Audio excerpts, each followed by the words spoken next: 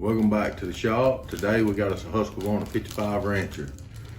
The anti-vibration, or however you prefer to say it, mounts, buffers, have gone out on this saw. I'm gonna show you today how to change them.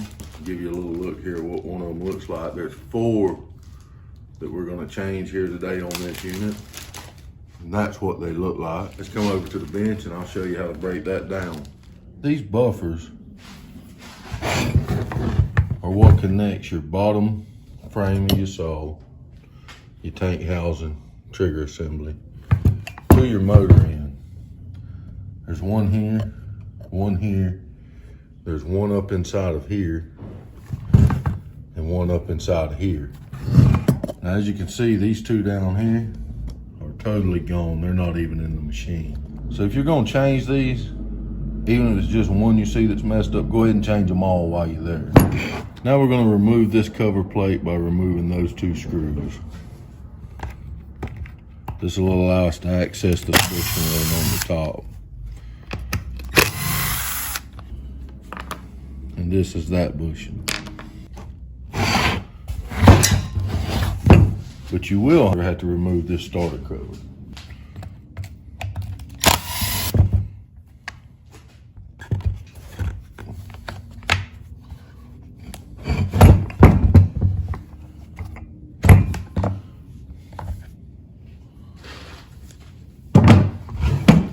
And that allows you to access this other bushing.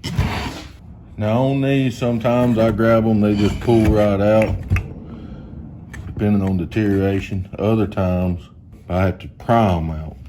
We're gonna start with these front 2 since most of them's already gone. And see, you see what's left of that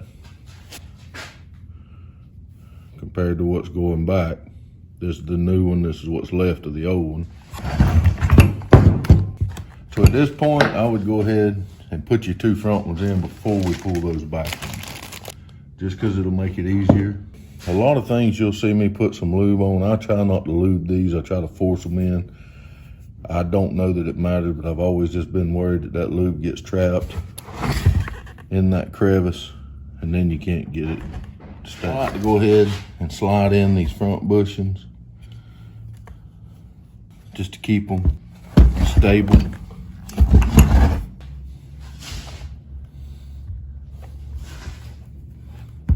Now to just keep that stable while we change those back bushings. Now these rear bushings, they're hit or miss for me. Sometimes they pop right out, sometimes they don't.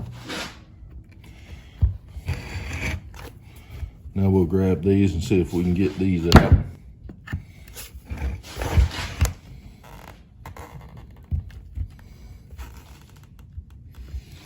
Just have to keep kind of working at it.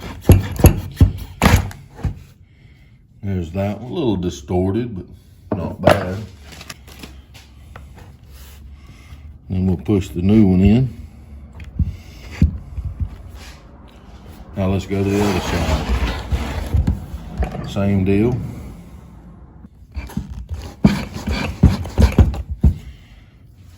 And that's our old one.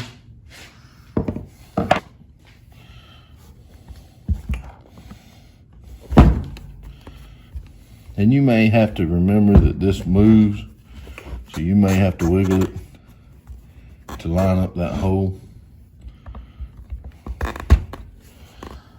and push it in. And something I didn't think to point out on this chain side, it was missing when it come in. This bushing has nothing to help hold it in, nothing covers it. So on this side you have a chain. Let's see, I guess they call it a chain stop. Serves 2 purposes, pokes down into that bushing to give it some support, and if your chain jumps off, it keeps everything from eating up the side of the motor. We have a screw that goes into this hole. So you want to put this into your bushing and line this screw hole up with this. Make sure it's all the way down. I like to put a little bit of thread lock on these. I use just the blue. That'll keep that from vibrating out.